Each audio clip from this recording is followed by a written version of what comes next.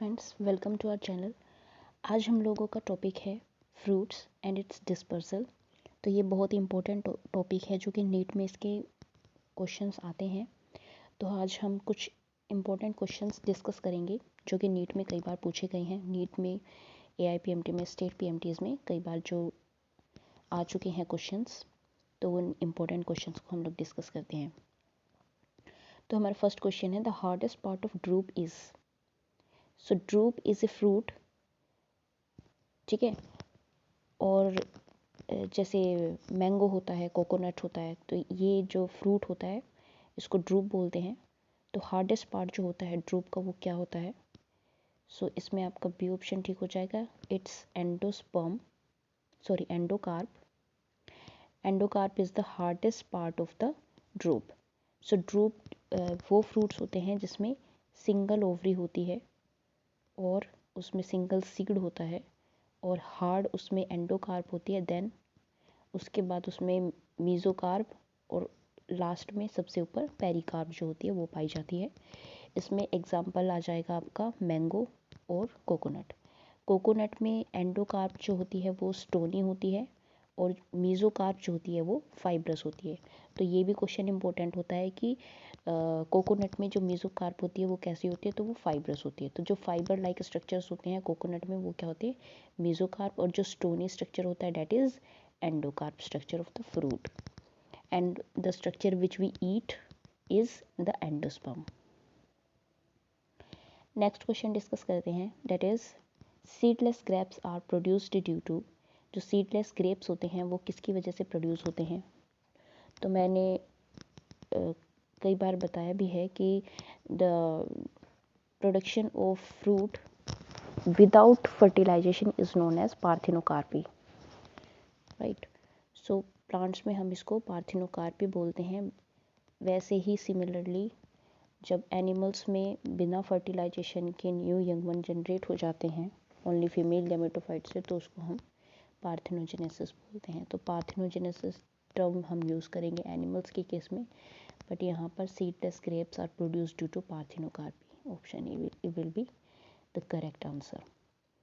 Next question, nucellus forms which of the following structures. जो nucellus होता है, सो nucellus जो होता है ये स्ट्रक्चर होता है जो कि एम्ब्रायो सैक को कवर करके रखता है और एम्ब्रायो सैक को नरिशमेंट प्रोवाइड करता है।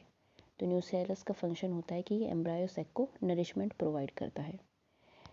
तो ये कौन सा स्ट्रक्चर बनाता है अगर ये परसिस्टेंट होता है? तो ये बनाता है perisperm. A persistent nucellus in a fruit is known as perisperm.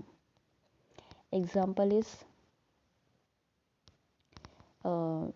beetroot and black pepper. Next question की अगर हम बात करें तो हमारा अगला क्वेश्चन है, edible part of tomato is. जो टोमेटो होता है उसका एडिबल पार्ट कौन सा होता है?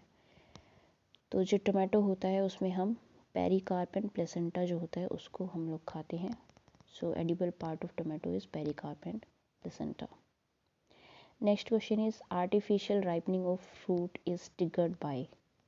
सो जैसे हम लोगों को पता ही है कि जो इथाइलिन हार्मोन होता है, इथाइलिन गैस जो होती है that is the fruit ripening hormone, and artificial ripening of fruit is done by this ethylene gas, right.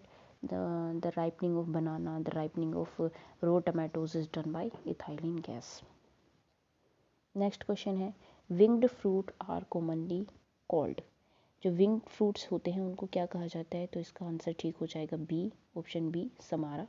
Samara को हम विंग फ्रूट्स भी कहते हैं क्योंकि ये फ्रूट्स के डिस्पर्सल पे जो ये फ्रूट होते हैं थोड़े लाइट होते हैं और विंग लाइक स्ट्रक्चर्स जो होते हैं वो इनमें देखने को मिलते हैं, तो इसलिए हम इनको विंग फ्रूट्स बोलते हैं जो कि इनके डिस्पर्सल में हेल्पफुल होते हैं। नेक्स्ट क्वेश्चन की अगर हम बात करें तो question number 7, fruit dispersal by animal is called. Animal से अगर फ्रूट डिस्पर्सल होता है तो उसको हम बोलते हैं ज़ैंथियम, राइट। नेक्स्ट क्वेश्चन है हमारा question number 8, the edible part of apple is. जो एप्पल का एडिबल पार्ट होता है जिसे हम खाते हैं that is thalamus, option A, right. So ये इस तरीके का स्ट्रक्चर होता है। एप्पल जो होता है ये इसका थैलेमस होता है। और ये ओवरी जो होती है वो उसकी रूडिफॉर्म होती है।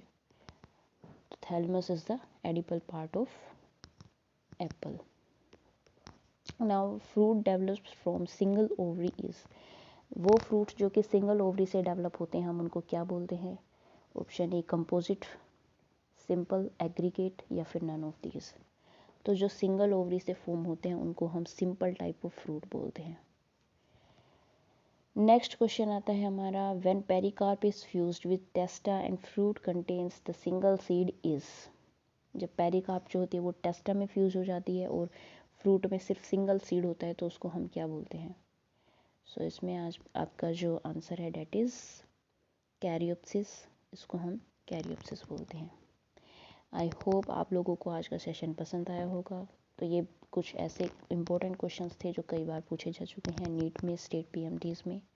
वीडियो अगर अच्छी लगी हो तो इसे लाइक करें, फ्रेंड्स में शेयर करें और चैनल सब्सक्राइब करें, क्योंकि इसमें टॉपिक वाइज आपको वो एमसीक्यूज़ देखने को मिलेंगे जो कि सिलेक्टिव होते हैं और शायद कई बार रिपीट होते हैं या फिर उनसे रिलेटेड क्वेश्चंस रिपीट होते हैं। तो एक्सप्लेनेशन के साथ आपको क्वेश्चंस बताए जाते हैं ताकि आप लोगों को समझ में आए, और हो सकता है कि आप लोगों का थोड़ा इसमें आप लोगों के पोटेंशियल थोड़ा इंक्रीज़ हो क्वेश्चंस को करने का, समझने का, ऑप्शंस चूज़ करने का। So please do like, share and subscribe.